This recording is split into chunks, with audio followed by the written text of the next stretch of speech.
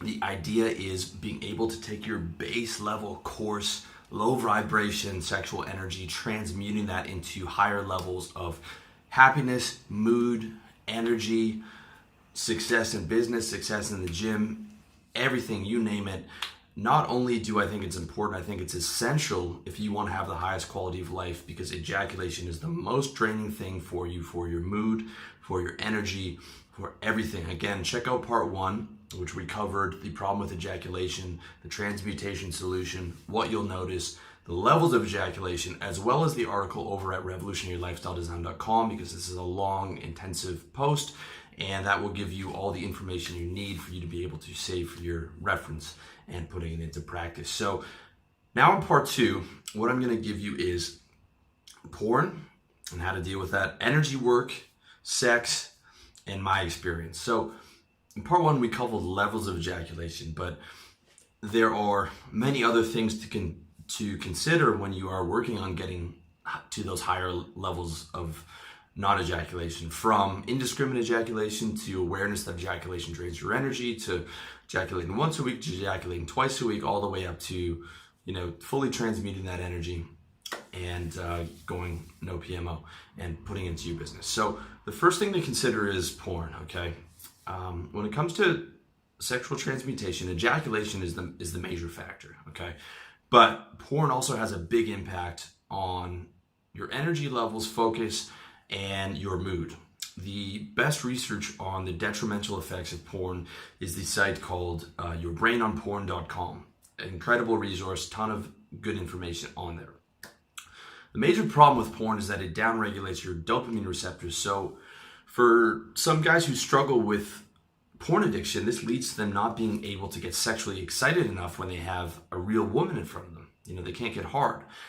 And for other guys, they can still get hard, but sex with a real woman isn't as thrilling as having 8 tabs open of, HD streaming into your face porn. And of course, the more porn you watch, the more different kinds of porn you need to reach that dopamine thrill. Again, we talked about having the ejaculation addiction, but there's also the porn addiction, which is a real thing. So here's the deal. The ideal amount of porn to watch is none, okay? With that said, we live in an age of temptation. So again, it's all about levels. Just like there's levels of ejaculation, there's levels with porn. And despite the fact that your brain on porn and, there's all these communities, but no FAP and no PMO are really talking about the problem. And some guys really do have a massive, massive addiction with it. There are also some guys who, watch it infrequently and it's not a huge problem. So it's not quite a black or white issue, but if you can quit entirely, that's the ideal. If you can't, what I would suggest is matching your porn consumption to your ejaculation frequency. So we have the levels of ejaculation where it's ejaculating once a week, twice a week, once a month, once every couple months.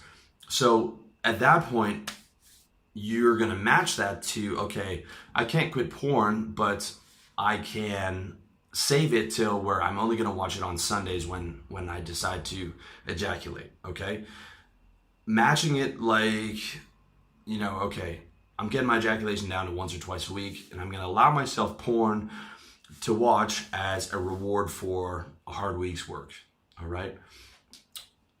Lastly, though, if you are going to watch porn when you ejaculate, I strongly recommend that you stick to softcore porn, like where the girls just, the beautiful girls just getting naked, or softcore lesbian porn, or POV porn, where it's the point of view and you're the guy who's in shape having sex with the girl, okay?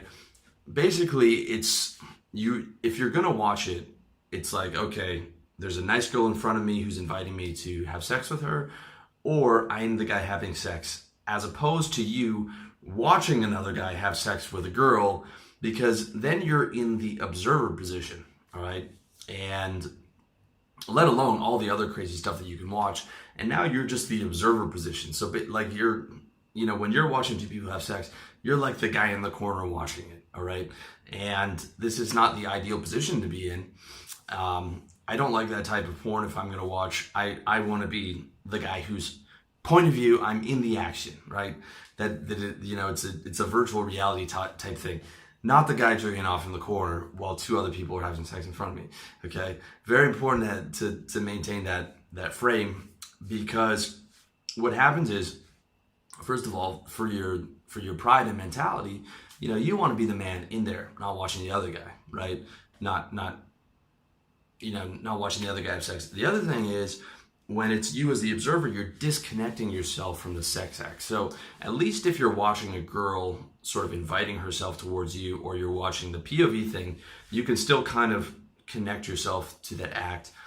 But with that said, again, the ideal is no pornography. But if you are going to watch, limit it to your ejaculation, or limit it to the tantric masturbation, where you're able to have multiple dry orgasms, recirculate that energy, which you can see how to do, and which I do in my article and video on how to have male multiple orgasms. Again, the link is going to be in the article at revolutionarylife.design.com, and kind of leads into my next point, which is energy work. Okay, so outside of just pure willpower, you also have the option to learn how to what's called injaculate, and have a dry orgasm, which allows you to have orgasm without ejaculate, which allows you to maintain your energy and allows you to have multiple orgasms. And then at the higher level, you're able to recirculate that energy into your tailbone and then up your spine,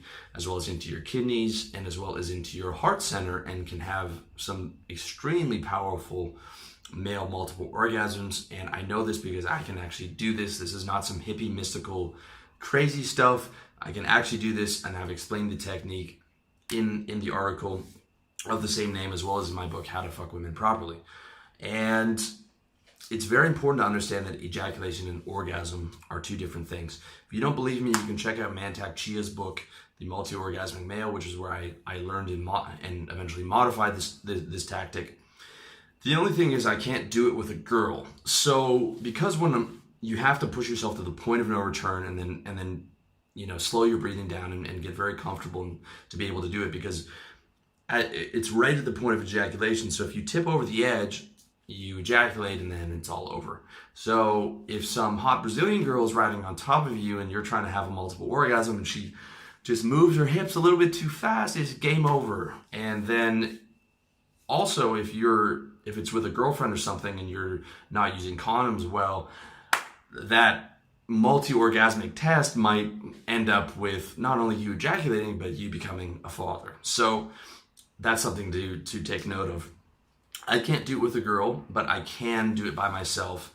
And I go through periods of doing no PMO to periods of just doing this tactic by myself. Sometimes I will watch porn with it. But again, it all depends where I am on those levels, and how good my discipline is, and how much I'm transmuting that energy. But what I don't do is I don't ejaculate frequently. Even if I'm doing the tantric masturbation stuff, I might ejaculate once every 2 weeks if I make a mistake, but I try not to do it at all. So with that said, in comparison, I told you I went 8 months with pure no PMO. I spoke about this in part 1, where I didn't do the tantric masturbation at all, no porn at all, and I was just having slow bonding Carezza style sex with the girl I was seeing at the time. Again, you can see how to do that in my video, how to have tantric Carezza sex, and that is the ideal. That is way more powerful and better than the dry multiple male orgasm that you can have by yourself. The pure no FAP, pure no PMO is the higher level for sure. Okay, I still do tantric masturbation as one of my rewards, but no PMO is ideal. If I had a girl right now who was into tantric and Carezza stuff, who I really cared about, then I could probably get back on being able to do no PMO for a long period of time. But I can't do it when I don't have, it's just too difficult for me to do when I don't have a girl that I care about, because the buildup of sexual energy without touching my dick becomes too strong. I need a girl that I care about to be able to have really slow sex and be able to recirculate that energy during the sex act. Okay. Also, one last thing to remember about energy work in porn is that if you're already no FAP and no PMO, I would advise you not to try my tantric masturbation technique, because it will be very easy for you to slip back into your old porn habits and your old masturbation habits. And it's also, it really takes about 6 months if you follow it to the letter to get to the point where you're consistently having dry orgasms and being able to recirculate that energy. So I would, if you are no FAP, no PMO, stick to that. But I do recommend finding a girl to have bonding style carezza sex. It will be the best sex of your life. You just have to go really, really slow so that you're not tempted to ejaculate. But once you get past the first 15 minutes, you're usually going to be good, and you're usually going to be able to go a long time. But again, check out my video on that.